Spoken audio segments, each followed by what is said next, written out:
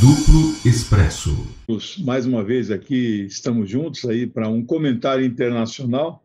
Eu vejo o finalzinho da primeira fase do debate, vocês falando de questões nacionais, que eu também vibro com todas elas, na linha que vocês colocam. E aí a gente já pula para o Oriente Médio, mas esse é o nosso formato e vamos ver se eu aproveito esses 20 minutos para falar um pouco da Turquia. A Turquia faz parte daquele Oriente Médio ampliado, né? Como eu já falei aqui, ali tem turco, ali tem persa, ali tem judeu e ali tem árabes, né? O meu foco mesmo de estudo, pesquisa, é mais esse mundo Oriente Médio árabe, né? Mas eu escrevi muita coisa sobre a Turquia e preparei aqui um roteiro para tentar passar, não para vocês, que vocês também dominam bastante, mas para os telespectadores de um modo geral, a Turquia atual, por que ela chega nesse momento que nós vivemos, né? E eu quero fazer, então, um histórico, chegar na Primeira Guerra Mundial, o fim do Império Otomano, a ascensão do Mustafa Kemal, né, o apelido dele é Atatürk, que em turco significa pai dos turcos, né, que fez lá grandes modernizações, vou tentar comentar rapidamente nos meus 20 minutos, e chegar na era Erdogan, né, que começa em 2002, né, já vão para 16 anos e tudo indica que ele pode ser reeleito. Então, o significado disso, esse vai e vem da política do Erdogan, ora criticando, né, os Estados Unidos, Israel, ora se aproximando desse bloco, né, por que ele tem esse comportamento pendular, né? Então, eu vou tentar fazer isso resumidamente e começo com um mapa para vocês, para entender um pouco o significado desse império chamado otomano, que nada tem a ver com turco em particular. Turco é uma das etnias que participava do Império Otomano, né? Aliás, uma etnia minoritária, né? Era a elite chamada turca. Então, este mapa aqui do Império Otomano, bastante pequeno, era antes da tomada de Constantinopla, que é um momento histórico famoso, 1453, né? Quando então aí sim essa etnia turca toma, vamos dizer assim, aquela que era a sede, não é, do Império Romano do Oriente, né? Que a Constantinopla, o nome anterior dela, criado por criado por Constantino, imperador romano em 324, o nome da cidade originalmente era Bizâncio, né? Por isso chamado Império Bizantino. Então, ao tomar Constantinopla, isso praticamente desmorona o Império Romano do Oriente. Só que aí as fronteiras do Império Otomano elas se ampliam muito, né? A partir desse momento, 1453, há uma expansão do Império. Então você veja aí esses coloridos ali do lado do Mar Mediterrâneo, como é que dá essa expansão. Então, são dois momentos do Império. E aí, para entender também o significado do Império, que na verdade era islâmico, que começa em 632 antes de Maomé, e as tribos, as etnias da Península da Anatólia, que é essa região onde fica os turcos e a própria Turquia, elas vão sendo islamizadas com a expansão do Império, 632. Então, você vê, de 632 a 1453, quanto tempo se passou para a expansão do Império Muçulmano, ou Islâmico, não é? E aí, quem toma o poder, quer dizer, então os árabes, a etnia árabe, ela estava no comando do Império. O Império, a partir de 1453, ele continuou sendo islâmico, ou muçulmano, como queira. Só que o comando do Império muda de mãos, né? Vamos dizer, muda de etnia, muda de elite dirigente, e isso muda a política, evidentemente, né? E aí passa, então, a ser dominado pela etnia turca, né? Que jamais foi maioria no Império, né? Bom, então isso é um pouco o panorama histórico para nós entendermos aí essa origem, vamos dizer, até do termo otomano, né? Veio também lá atrás, um dos califas também, Otman, né? E aí vem, bom, e aí então nós vamos chegar no século XIX, quando já havia a decadência desse Império Otomano, há uma mudança bastante acentuada de procedimento. Sob o comando da etnia árabe, A ciência floresceu, a pesquisa floresceu, a religião floresceu, é verdade, eles expandiram a religião, expandiram a língua, expandiram o domínio, mas de uma concepção muito mais próxima. Eu li, para entender aquele mundo, tive que conhecer o Torá dos judeus, tive que conheço em profundidade o cristianismo, porque nasci num berço cristão, mas tive que estudar o Islã, conheço o Corão, né? O Alcorão, como queiram. Mas veja, a etnia árabe no poder, ela estava muito mais próxima, né, do sentido do Corão, que tinha duas coisas básicas, né? Uma, proteger os povos do livro, como está escrito lá. Ou seja, povos do livro são aqueles que seguem os judeus ou os cristãos, não só os muçulmanos têm que ser protegidos, né? E uma segunda é o amor à ciência, é o amor à pesquisa, é o amor à sabedoria. Então, Maomé tem uma passagem muito interessante no Corão, né? Ele diz assim, buscai o conhecimento nem que for na China, né? O China, nesse sentido, assim, não importa quanto distante possa estar o conhecimento e a verdade, ela tem que ser buscada. Então, sobre o Império Islâmico, sob o domínio da etnia árabe, havia proteção ao conhecimento. A biblioteca de Bagdá, muito famosa, a partir do século XI, tinha 500 mil de volumes, né? A biblioteca de Isfahan, que não era árabe, mas era persa, que era onde estava o grande, né, Ibn Sina, né, conhecido no Ocidente como Avicena, era uma biblioteca pequena de 100 mil volumes. Né? Há uma passagem interessante, quem gosta de literatura, um livro traduzido com o título vergonhosamente errado, O Físico, The Physician, mas é o médico. Eu recomendo esse livro. É apaixonante, né? Lejane, desculpa interromper, tem inclusive uma adaptação para o cinema muito boa de uns 4 anos atrás, feito por países europeus. Adaptações de cinema são... essa é boa, é com aquele que fez Mahatma Gandhi, né? Aquele Ben Kingsley em inglês, ele faz Ibn Sina, né? Avicena, né? Mas no livro tem uma passagem assim, a hora que aquele barbeiro quer formar médico na Europa, ele fazia sangria nas pessoas, que era a forma que a Europa tinha de praticar a medicina. Mas para ele virar médico, ele tinha que ir para a Pérsia, ele tinha que ir para o mundo islâmico, ele tinha que conhecer a Avicena. E a passagem onde ele ele chega lá em Isfahan, é atendido pelo secretário da Avicena, ele fala, não, nossa biblioteca aqui é modesta, nós temos só 100 mil livros. Quando a Europa queimava livros, né? Aí, só que o secretário fala assim, a nossa diferença é ele. Aí muda o capítulo e entra em cena, né, o Avicena, desculpe o parênteses, mas ele escreveu o Cânone de Medicina, eu não li todo ele, mas 6 volumes. Até o século XIX era básico da medicina, todo mundo tinha que estudar por ele. Bom, então, essa concepção, os turcos não tinham essa concepção, a etnia turca. E mais de não ter essa concepção, eles passaram a perseguir intensamente aqueles que não eram muçulmanos. Né? Então, aí no começo do século XX, há massacres hediondos praticados, né, pela etnia turca, que entrou para a história como massacres do Império Otomano, que era muçulmano, né?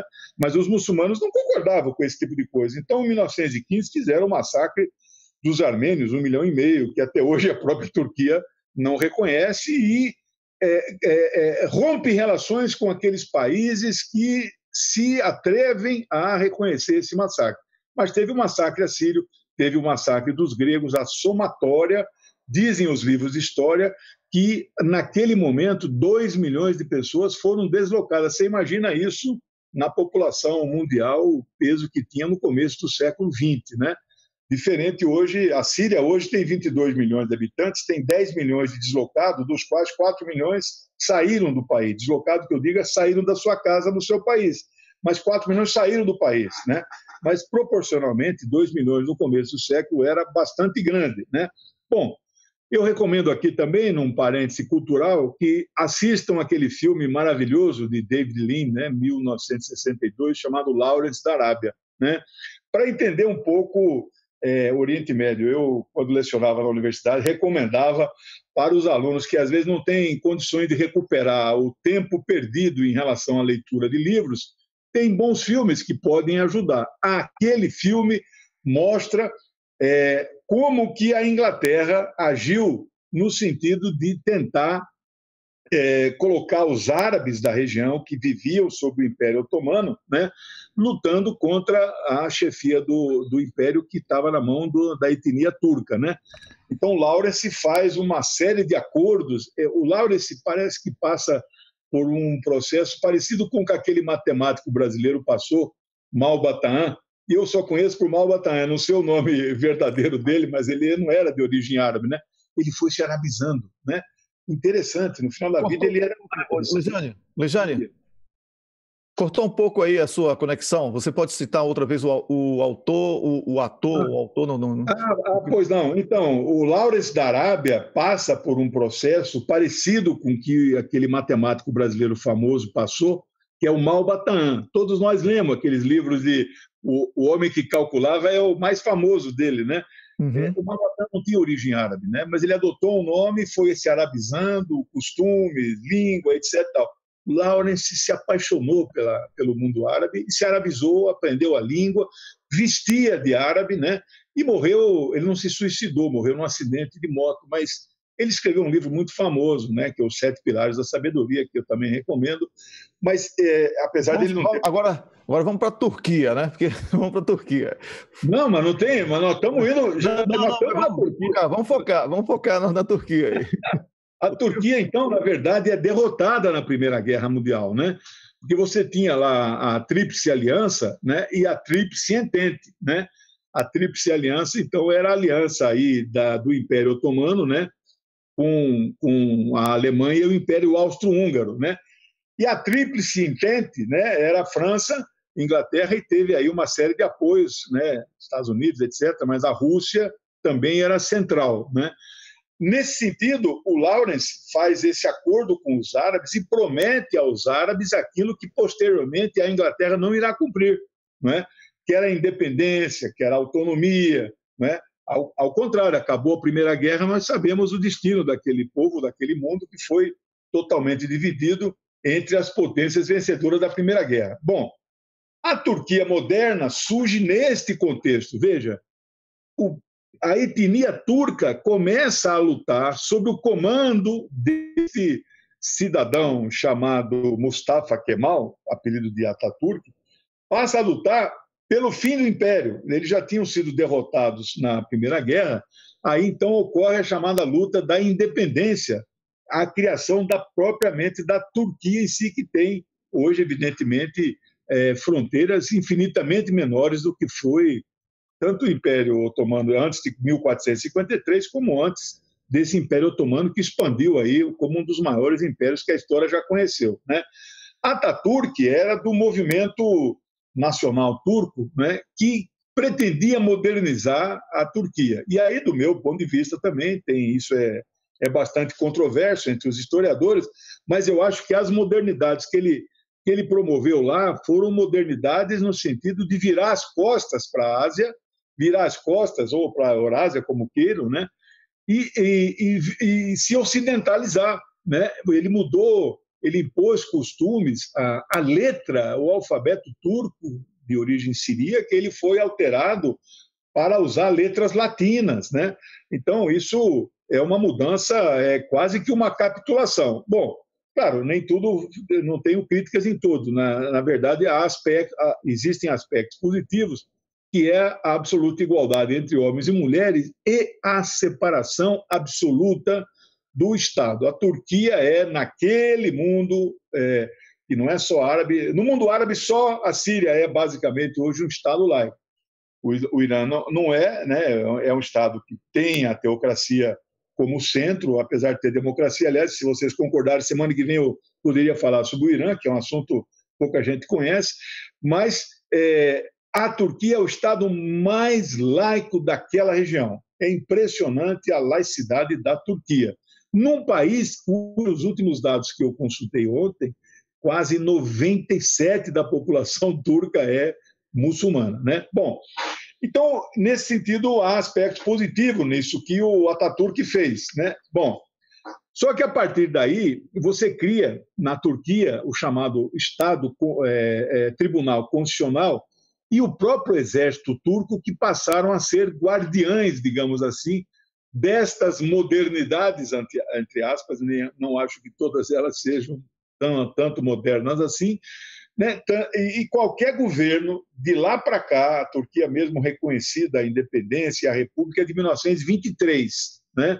O fim do Império Otomano é de 1922, né? Alguns tratados anteriores já liquidam o Império, mas aí o território dele vai diminuindo até chegar propriamente na Turquia, em 1923. Portanto, o conceito de Turquia, né, ou mesmo de turco, é um conceito moderno, né? Como aí essa imigração dos 2 milhões, o Brasil recebeu muitas pessoas que vieram de lá, deslocadas, todas elas quase unanimemente cristãos ortodoxas.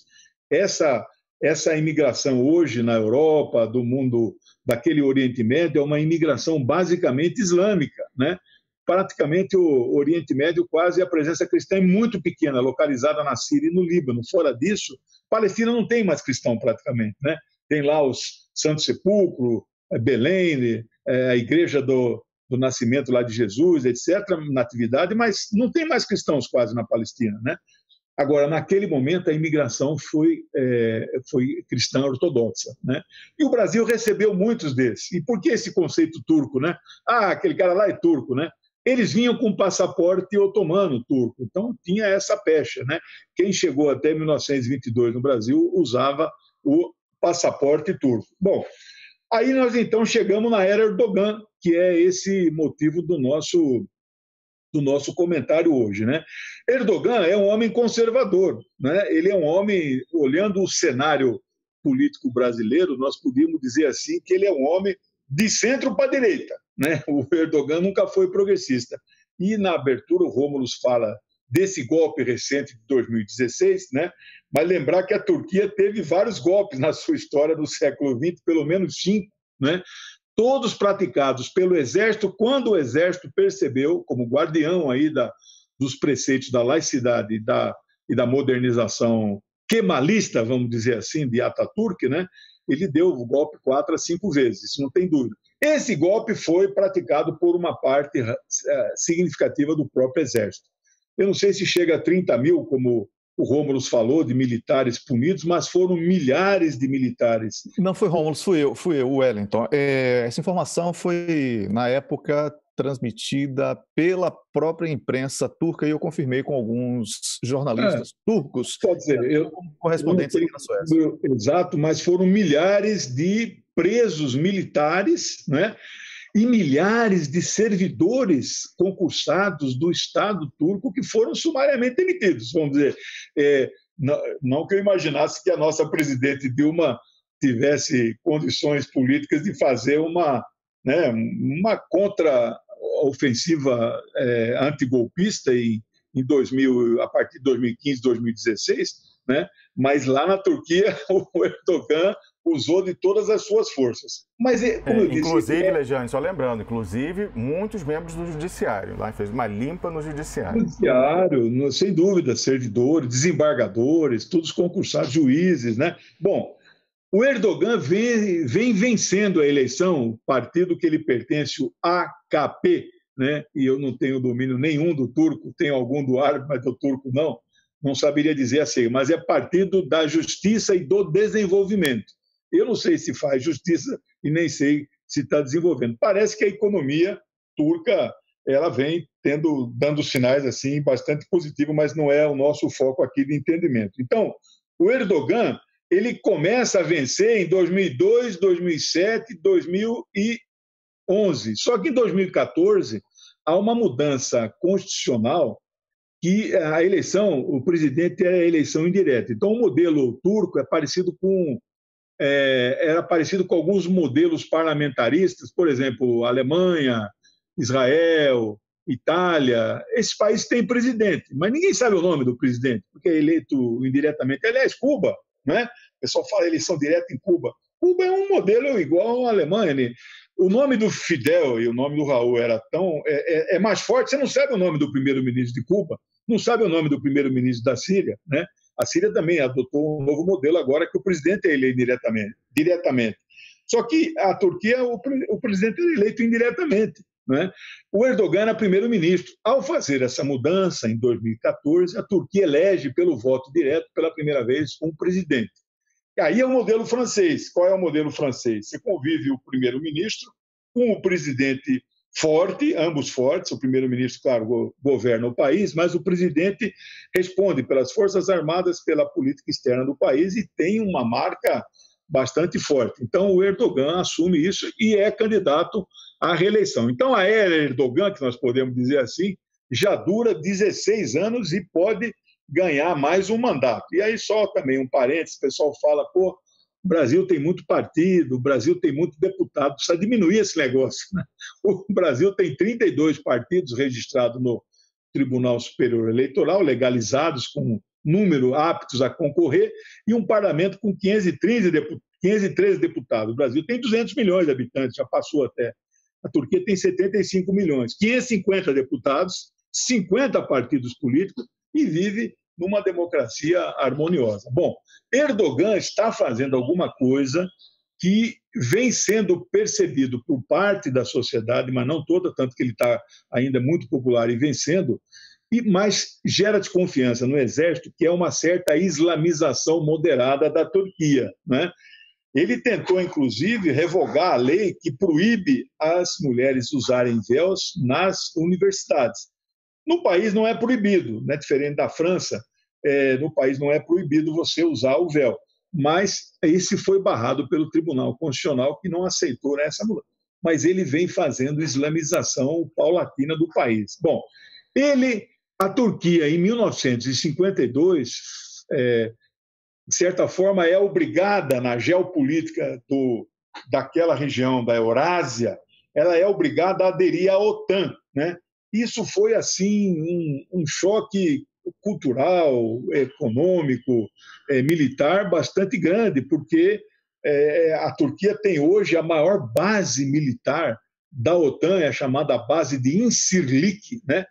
Que são pistas muito grandes, mais de quase 60 hangares, né? 5 mil aeronaves e 5 mil militares, enfim.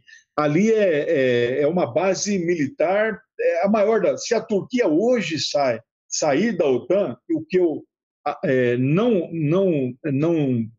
é que eu digo que não é possível que isso aconteça, é improvável, mas pode acontecer, e isso para essa aliança atlântica, os aliancistas estão botando o pé aqui na Colômbia agora já, né? Eles querem a expansão, a OTAN nada mais é do que o exército de ocupação estadunidense da Europa, e aí a ideia deles é o controle do mundo, né? Que isso aí se expande na África com o nome de AFRICOM, né? African Commander, né? Que é o domínio do mundo militar, da potência hegemônica hoje, né? Bom, dito isso, o Erdogan sonha ser o novo califa, sonha instaurar no mundo, né, um novo califado, né? Claro que ele não fala isso de maneira aberta, mas nós sabemos disso.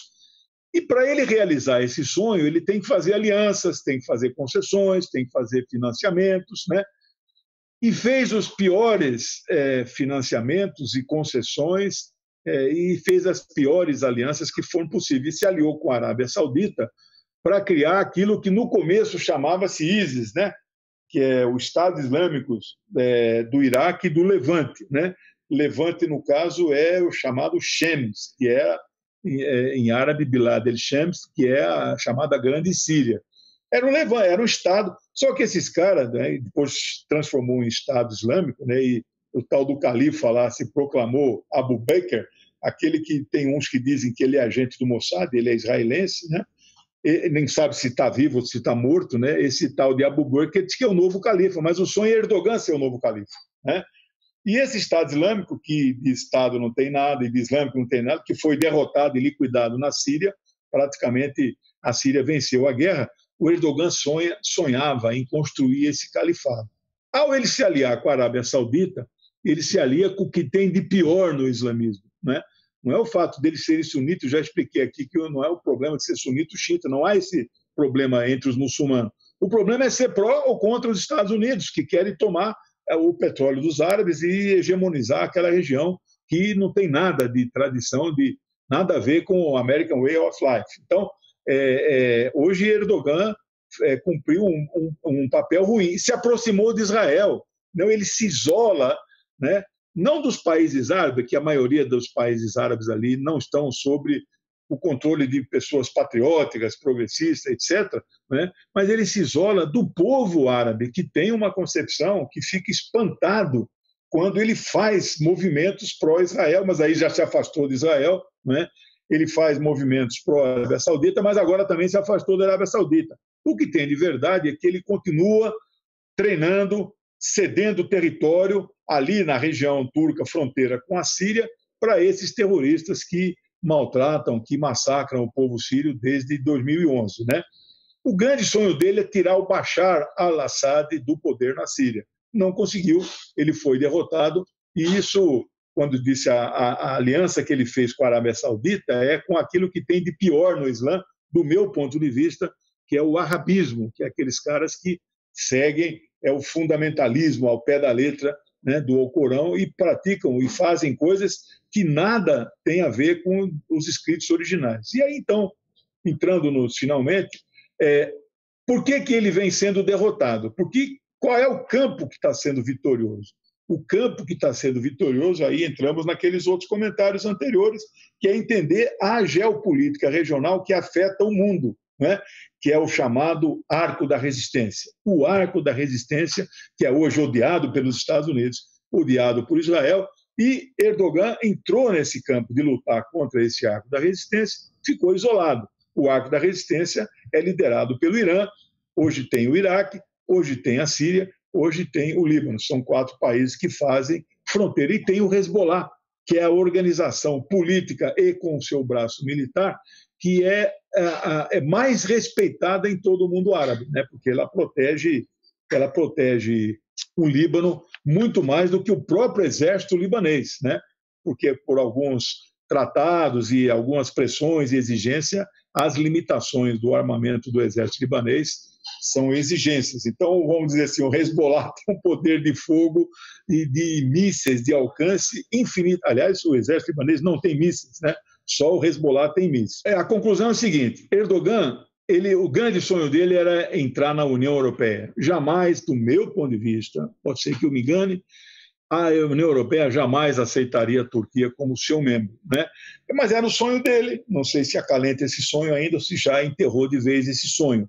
Erdogan vira as costas para o seu povo, vira as costas para a Ásia, vira as costas para o muçulmano para tentar se aproximar do Ocidente. Faz concessões muito ruins, né?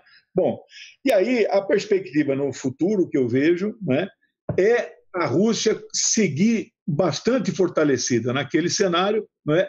Erdogan, talvez não haja alternativa para ele, a não ser, então, voltar para o seu, digamos, leito natural, para esse campo, né, dos muçulmanos progressistas, etc. E aí, então, ter uma perspectiva de um Oriente Médio, vamos dizer, mais independente, mais autônomo, etc. Vamos ver os resultados das eleições que se aproximam, vamos continuar, vamos monitorar. E agradeço mais uma vez. Semana que vem, se vocês estiverem de acordo, nós podemos falar sobre o Irã, né, que é fora do mundo árabe, mas é hoje que joga um papel muito grande lá. Com certeza. Proposta já aceita, pode preparar aí a próxima aula. Assistimos aqui o Lejane Mihran com uma excelente explanação e a construção, desde da origem até Erdogan, aqui na Turquia, que tem agora eleições, e na próxima semana também a gente vai falar um pouco sobre os resultados. Duplo Expresso.